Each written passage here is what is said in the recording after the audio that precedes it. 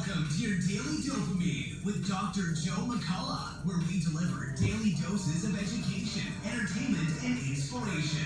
So sit back, relax, and get ready to be dopamine, dopamine, dopamine. Oh, yeah. All right, welcome everyone. Let me turn this around, say a hello, and then tell you about what I'm going to show you today. So today, kind of hard to do this.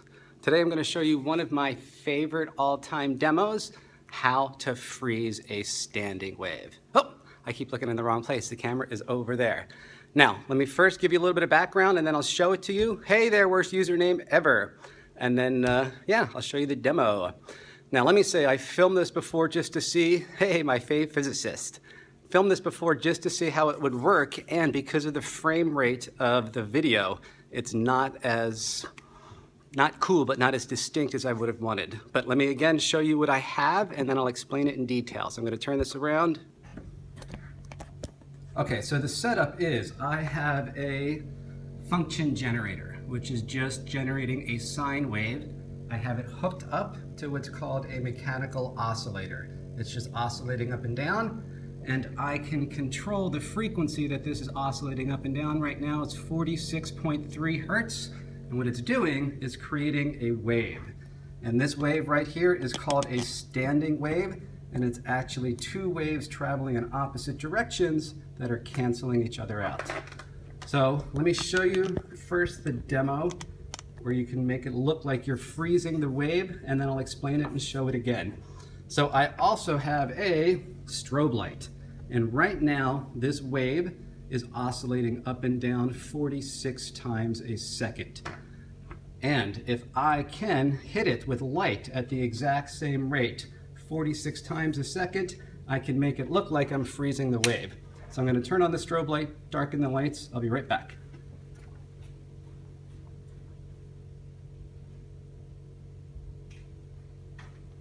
Okay, so the strobe light is warming up. So right now, I'm shining light on it, not quite at the exact same frequency.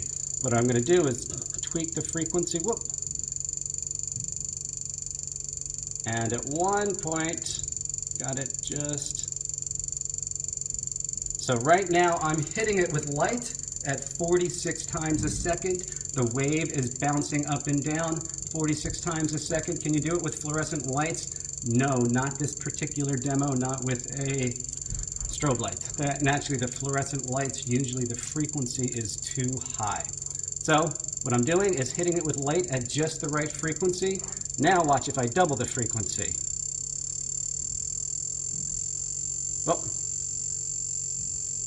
that's not quite it, but check that out. So what's happening now is it's bouncing up. Hey, Lily Blue, always love your experiments. Total dopamine feel, yes. So right now the wave is bouncing up and down 46 times a second. I'm shining light. So this is just wave on an elastic cord. Let me shine light at twice the frequency.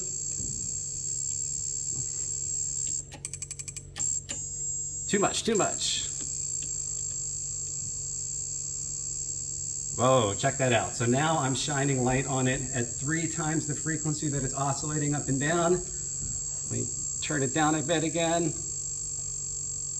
Woo! There we go, I got 2. Oh, so close.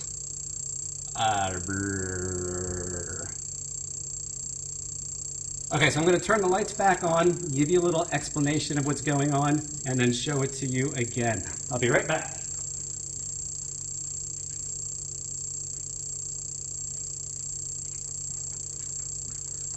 Okay, we'll turn this off. Let me turn this around to say.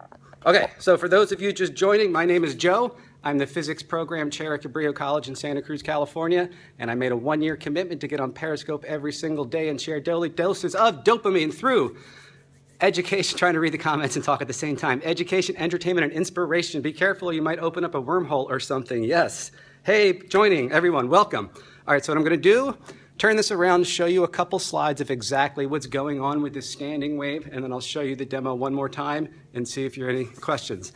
You know, am I in alpha state? I was in alpha state, and then I started having to focus on a bazillion different things to get ready for this. So, yes and no. Sorry, 1 second. Let me start this. Okay, so let me see if I can adjust the height of this. Sorry, it's so jerky. There we go. Okay, so one thing you need to know about waves is, unlike ordinary objects, waves can exist at the same place at the same time. All right, just had to grab some pens. So these two pens can exist at different places at the same time. They can exist at the same place at different times, but they can't exist at the same place at the same time. Not true for waves. When waves do that, they do something called interfere with each other, interference, and if the two waves are oriented so they're peaking at the same time, you can get what's called constructive interference. They reinforce each other, producing a bigger wave. Or if when one is peaking, the other one's at a minimum, you can get what's called destructive interference. So what happens is when a wave hits a boundary, a rigid boundary, that wave will reflect, and the reflected wave inverts, and this is just a single pulse. Hey there, Thomas. If instead I continue to send a wave, what's going to happen is you'll see the wave reflect off of here, and the incoming wave and the reflected wave can actually interfere with each other in just such a way to produce what's called a standing wave. And the cool thing is, even though this wave looks like it's not moving, it's actually two different waves traveling in opposite directions. Once a wave hits a rigid boundary, it's going to reflect, and that reflected wave is then going to interfere with the incoming wave. And if you get the frequency just right, you can create a standing wave. So the standing wave, you have certain sections where you always have constructive interference and you end up with a bigger amplitude, and certain sections where you always get destructive interference and you get a smaller amplitude or no amplitude. So the cool thing is, what you're going to see is the wave in blue.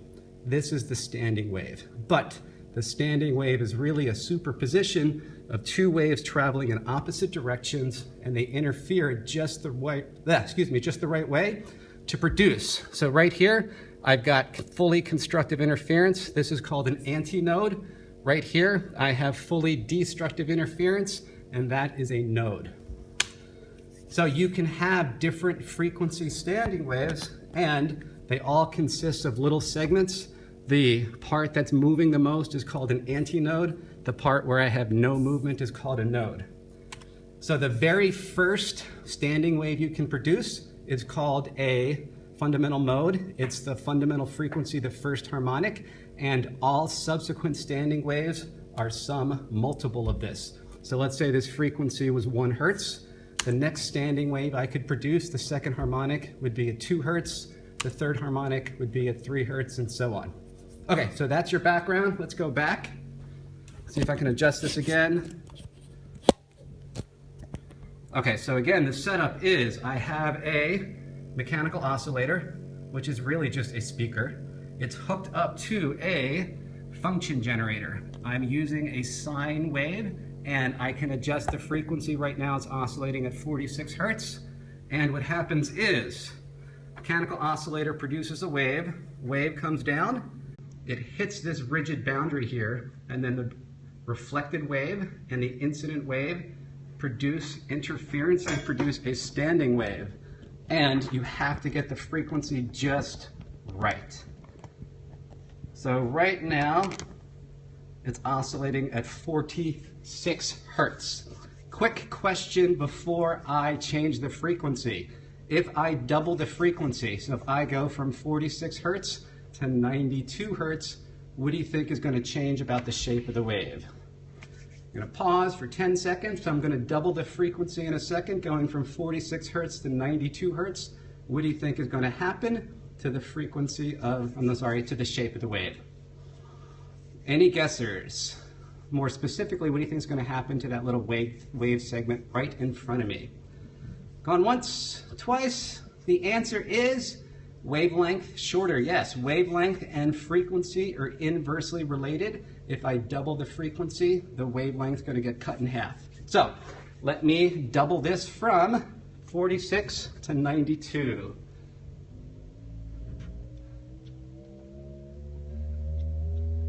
Getting close.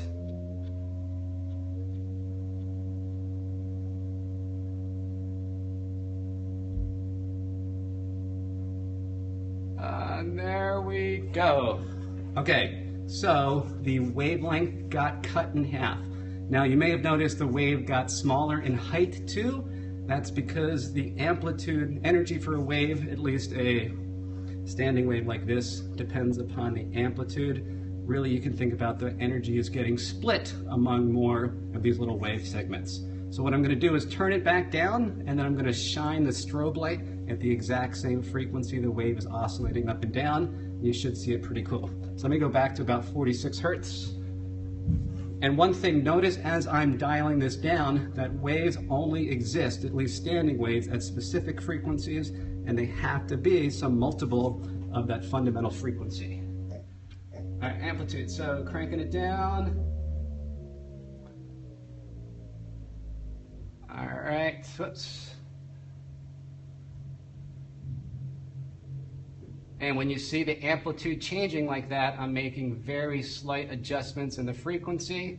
When the amplitude's at maximum is pretty much when I have the frequency right on the money. Okay, so now what I'm going to do is dim the lights, and then I'm going to turn on the strobe light and see if I can adjust the strobe light to 46 light pulses per second. So I'll be right back. First, let me turn on the strobe light. Whoops.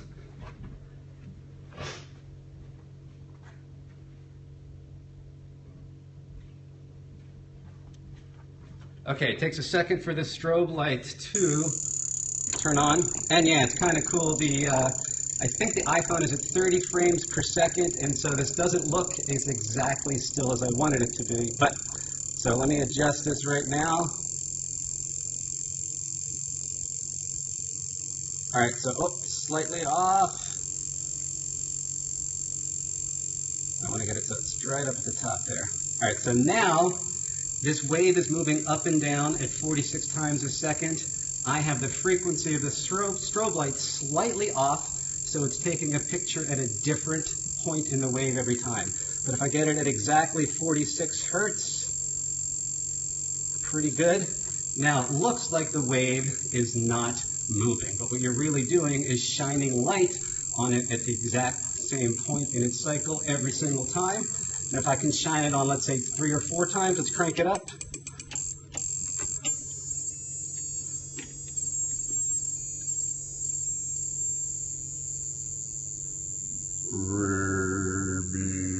Physics rules. So now I'm shining it almost at twice the frequency that it's moving up and down at. So I'm hitting it at 2 different points in the cycle every single time. Yeah, I love to make it talk. Hello, people of Periscope. Okay, so let me crank it up again, see if I can get it to 3 times the rate. And you'll notice if I have it at 3 times or close to it, it looks like you're seeing 3 strings, but I'm really just shining light on it many, many times during its cycle, or at least in this case, 3 times on its cycle. Okay, that's kind of it. I'm going to, let's crank it down one more time. So again, this particular wave is moving at 46 times a second. That's the frequency.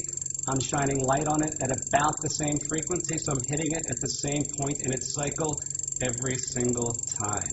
And now I'm slightly off. It's tough to adjust it.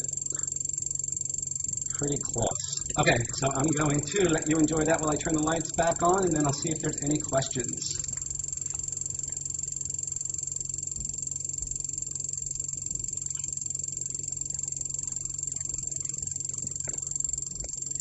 Good stuff, huh? Physics rocks. Okay, so now that I'm back, I'll pause for a minute or two, see if there are any questions I can answer. Again, this is called a standing wave, and what really is 2 waves traveling in opposite directions at the same time, and those waves have just the right frequency to produce constructive and destructive interference at specific points along the wave, creates a standing wave. Hey, Julia, thank you so much, and thanks for inviting your followers. Okay, awesome. Bunny Hugger, thank you very much. If there's no questions, I'll wrap it up. how instrument strings work too. And actually there's some pretty cool videos of standing waves that you can see of people putting their iPhone 5, and I think even the iPhone 6 inside the guitar case. It has to do with the way the shutter speed in the iPhone works, but really cool images. All right, if there's no more questions, I've seen those. So cool. Yes, they are. All right, well, my name is Joe. I'm the physics program chair at Cabrillo College in Santa Cruz, California. Tomorrow I'm going to show you a cool magic trick that all teachers should know, all presenters should know, and I'm going to teach it to you. Thank you for the physics. Julia, you are so welcome. Thanks for tuning in, and I hope to catch you guys next week. Have a wonderful weekend. I'm sure the questions will come to me as soon as you finish this scope. You know what? For these weekly physics things, so I'm doing Ask a Physicist Anything on Wednesdays, and then I'm showing a cool physics demo on Fridays. I'll check through the comments, and if there's a question that I didn't get to, I'll try and touch on it next Friday. All right, that's it. Joe checking out. Have a wonderful weekend.